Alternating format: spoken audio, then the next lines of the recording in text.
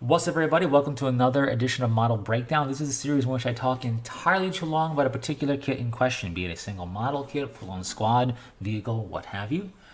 And what I do is I break down what the heck we're looking at, right? What is this kit? Any interesting factoids, any history behind it, what it's made out of, things worth noting as a kit.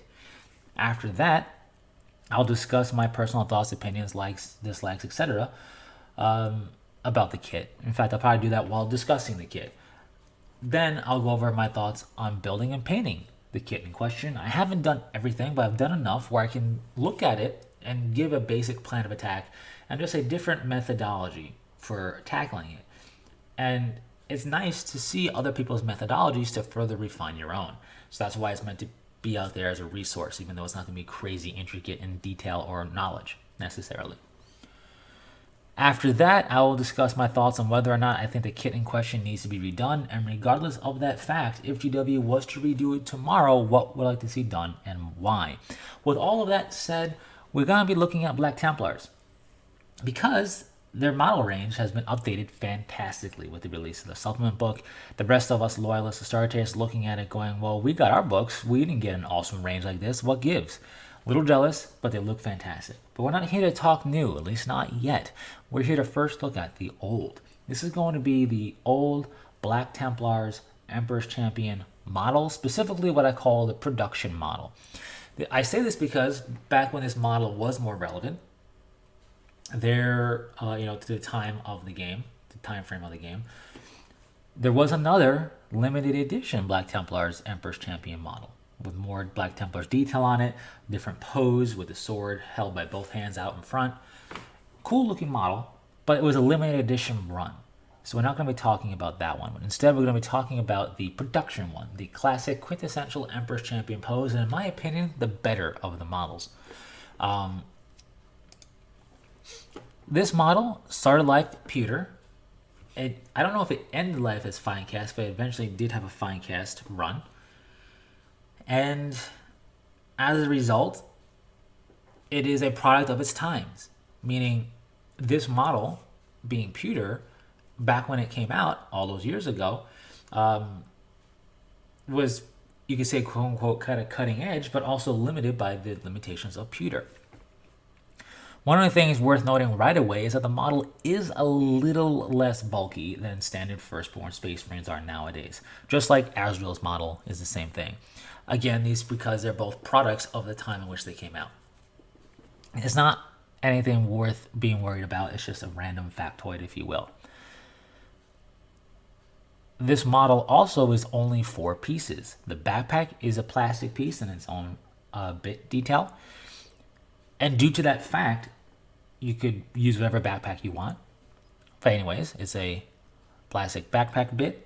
Then the sword arm with sword in hand is the second bit. The holster actually is its own bit. And then the rest of the model is the 4th bit. And the holster has a locator nub for it to glue onto on the leg. So if you don't include the holster, it could look a little weird. I think the holster works just fine, so you might as well just include it anyway, but I'm just letting you know in case you've never seen it without a holster. With that said, the pose is very organic, very natural. It is a commanding type of presence, issuing a challenge, walking forth style of pose, and it works very well. It also hides the limitations of pewter a bit relatively well also. If you've seen the old Shrike model, if you see some old pewter detail models that have a cloak blowing in the wind or other type of clothy or leathery details kind of meant to be about, they always are thick because pewter, being a metal casting, is kind of a thick medium. You don't get super fine details out of pewter, especially not in cloth and stuff, which would be very brittle or bendy. Anyways, so it leads to it having kind of thick, chunky pieces. But we don't have to worry about that here. The cloth on this model is draping and hugging the armor closely, but not in a way that's unnatural. It feels appropriate. And as a result, it kind of hides the limitations of pewter a bit and makes it feel like a higher quality thing. Not that it's a low quality thing at all. It's not, but it makes it feel that much higher quality for what it is, which is, I think, pretty cool. The rest of the detail is rather subtle, rather plain or basic, but in a good way.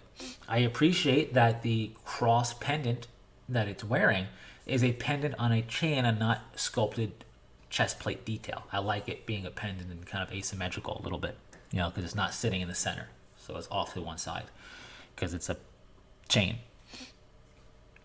The laurel on the helmet is a nice touch. The purity seals are there, and really that's all we got. It's very neutral detail piece. It's got a wingy detail piece on the right arm, shoulder pad, but nothing that really blatantly makes it be Black Templar in terms of detail innately on it, outside of that pendant, which could be easily described or explained away as a crux honorific, right?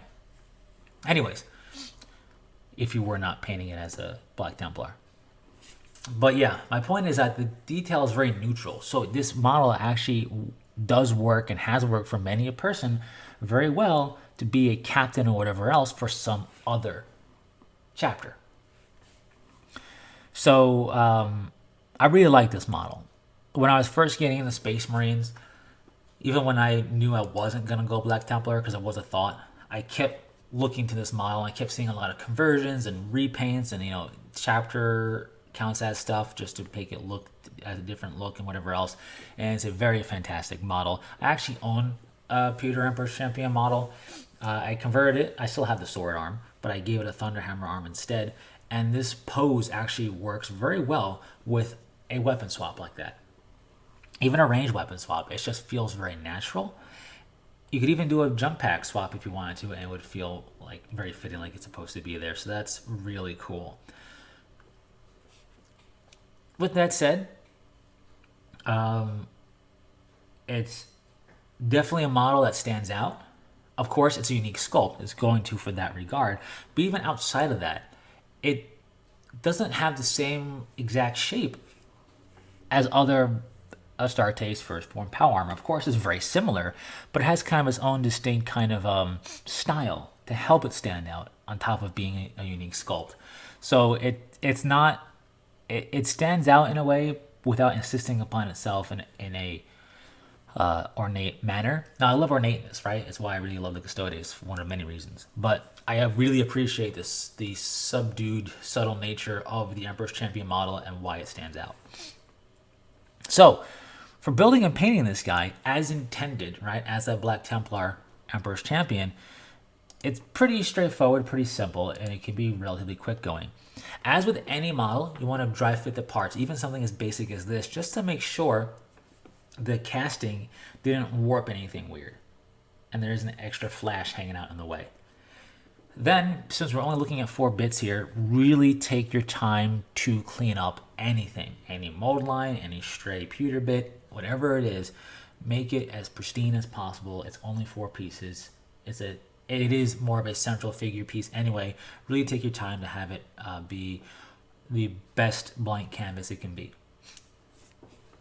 When it comes to building it, it only really can go together one way. I recommend attaching the holster before painting. It just makes it easier to paint the holster. It's not really in the way of much. The armor is black, so it doesn't really matter.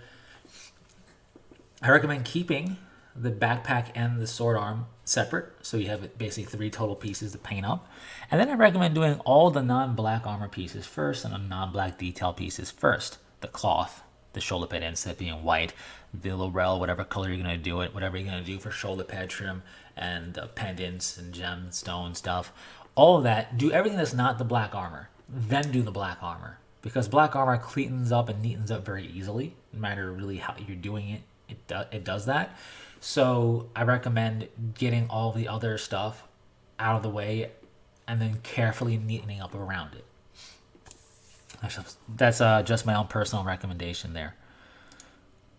Blah, some hair got in my mouth. Anyway, it doesn't matter. Posing wise, the classic quintessential pose is the sword kind of high up as he marches forward. I have seen it without any modification. You can just tilt the arm down a bit so the sword's kind of more so pointing at the foe, and that's a fantastic, subtle little change to this model in terms of putting it together that works without any real conversion or anything. So that's something else to consider. Anyways, with that said, do I think this model needs to be redone?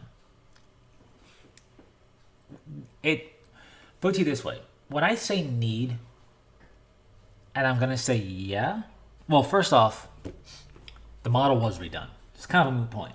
But do I think if we didn't have that happen, do I think if we still had this being the current model, it needs a redo? It doesn't need it in the way that the mutilators need a redo bad, right? That type of kit and kits like that, yeah, needs a redo. But this Emperor's Champion model is old. It reflects that. It's a little bit more slender, so it definitely could use a redo. Could use a refresher, an update. But it doesn't need it for anything negative, if that makes any sense. Now, GW did redo this kit, so there you go. What would I like to see done if I was part of the design process, right? So I'm not going to talk about the new kit because that's how they redid it, and I'm totally on board with it. It's fine. It's more than fine. I actually really like it, the pose, everything. But if I was going to be a part of the design process of redoing the Emperor's Champion model, what would I have kind of pushed for or tried out? I guess is a good way to think about it in this regard. And what I really like, for example, is Sigismund. The Sigismund model from Forge World. Yes, I don't actually recall if it has. I think it has a helmeted detail, if you so desire.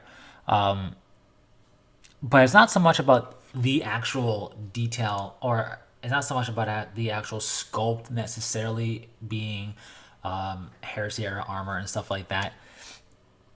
Sigismund, of course, kind of the first Emperor's Champion, so it's very fitting. But specifically, the posing. I really like that pose. It would be a cool thing to replicate in a Primera size style and everything else for an Emperor's Champion model. So if we were going to break away, if the idea was to break away from the classic pose, which the new Emperor's Champion model isn't a breakaway, it's just a reinterpretation of the classic pose and works. But if we were going to look at breaking away from that pose, I would really like to have seen perhaps what they could have done with a Sigismund style of pose, which is very, very cool. I don't think the sword raised above the head with both hands, like ready to strike down, can work. I mean, art-wise, it's fantastic. But I think the closest we got to that was that limited edition model. I don't think doing anything more with sword raised would, as a model, feel right and look well. But what about the bit of art where the sword is gripped by both hands and it's plunged down into an enemy? I think that would be also a cool pose to consider. However, we did get a new model, and I do really like the way it looks, so I can't fault it. But that would be some things I would have tried to maybe consider in the design process if they wanted any input from some random person like me on the internet.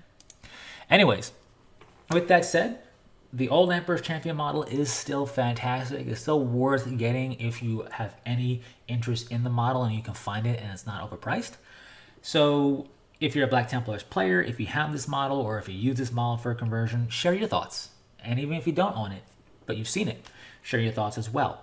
And thanks so much for making it through to the end. Until next time, take it easy.